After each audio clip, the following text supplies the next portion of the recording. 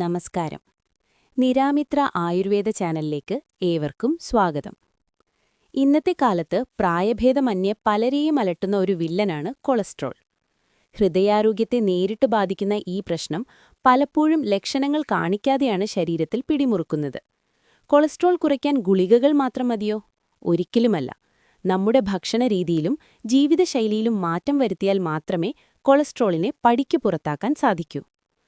ആയുർവേദശാസ്ത്രമനുസരിച്ച് കൊളസ്ട്രോളിനെ എങ്ങനെ നിയന്ത്രിക്കാമെന്നും രക്തക്കുഴലുകളിലെ തടസ്സങ്ങൾ നീക്കാൻ സഹായിക്കുന്ന അത്ഭുത ഒറ്റമൂലികൾ ഏതൊക്കെയാണെന്നും ഈ വീഡിയോയിലൂടെ നമുക്ക് നോക്കാം.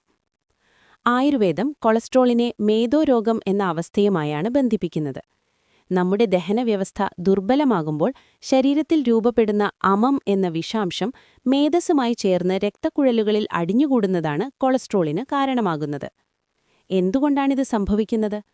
അമിതമായ എണ്ണമയമുള്ള ഭക്ഷണങ്ങളും വറുത്ത വിഭവങ്ങളും, വ്യായാമമില്ലായ്മ, അമിതമായ ഉറക്കം, പ്രത്യേകിച്ച് ഉച്ചയുറക്കം, കഫം വർദ്ധിപ്പിക്കുന്ന ഭക്ഷണങ്ങൾ അമിതമായി കഴിക്കുന്നത്. കൊളസ്ട്രോൾ കുറയ്ക്കാൻ നിരാമിത്ര നിർദ്ദേശിക്കുന്ന ചില പ്രകൃതിദത്ത വഴികൾ ഇതാ. വെളുത്തുള്ളി. ദിവസവും രാവിലെ ഒരല്ലി വെളുത്തുള്ളി ചതച്ചു കഴിക്കുന്നത് ചീത്ത കൊളസ്ട്രോൾ കുറയ്ക്കാൻ ഏറെ സഹായിക്കും. കറുവപ്പട്ടയും തേനും. ഒരു ഗ്ലാസ് ഇളം ചൂടുവെള്ളത്തിൽ അല്പം കറുവപ്പട്ട പൊടിയും തേനും ചേർത്ത് കുടിക്കുന്നത് രക്തം ശുദ്ധീകരിക്കാൻ സഹായിക്കും. നെല്ലിക്കയും മഞ്ഞളും.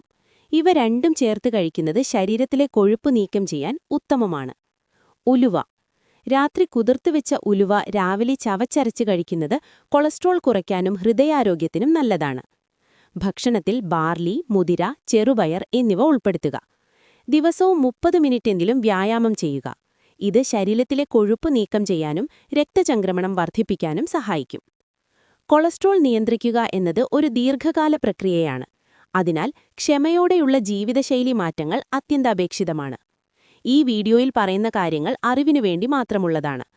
കൊളസ്ട്രോളിന് നിലവിൽ മരുന്ന് കഴിക്കുന്നവർ ഡോക്ടറുടെ നിർദ്ദേശമില്ലാതെ മരുന്നുകൾ മാറ്റാൻ പാടുള്ളതല്ല. ഗർഭിണികളും മറ്റു ഗുരുതര രോഗങ്ങളുള്ളവരും ആയുർവേദ ഒറ്റമൂലികൾ പരീക്ഷിക്കുന്നതിന് മുൻപൊരു വിദഗ്ധ വൈദ്യന്റെ ഉപദേശം തേടുക. ഈ വീഡിയോ നിങ്ങൾക്ക് ഉപകാരപ്പെട്ടെങ്കിൽ ലൈക്ക് ചെയ്യാനും സുഹൃത്തുക്കൾക്കായി ഷെയർ ചെയ്യാനും മറക്കരുത്.